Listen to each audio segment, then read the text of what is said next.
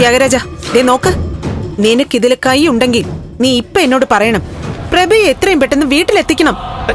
എന്റെ ചേച്ചി, തെരഞ്ഞെടുപ്പ് അടുക്കാറായി ഈ സമയത്ത് ഞാൻ ഇങ്ങനൊരു അബദ്ധം ചെയ്യുവോ? നീയേ ചെയ്യൂ. പണ്ടത്തെ സംഭവങ്ങൾ വിളിച്ചു പറയൊന്നുമല്ല. നീ ചെയ്തു കൂട്ടിയ കാര്യങ്ങൾ വെച്ച് നോക്കുമ്പോ ഇതിന്റെ പിറകില് നീ തന്നെയാ. ഈശ്വരം, എന്തൊരു കഷ്ടം ഇത്. ചങ്ക് കയറി കാണിച്ചാലും ചെമ്പരത്തിപ്പൂന്നാണല്ലോ പറയുന്നത്.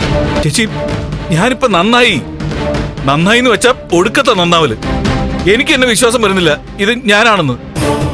അത്രയ്ക്ക് ഞാനങ്ങ് മാറിപ്പോയി. ചേച്ചി വിശ്വസിക്കേ? എനിക്ക് വിശ്വാസം വരുന്നില്ല.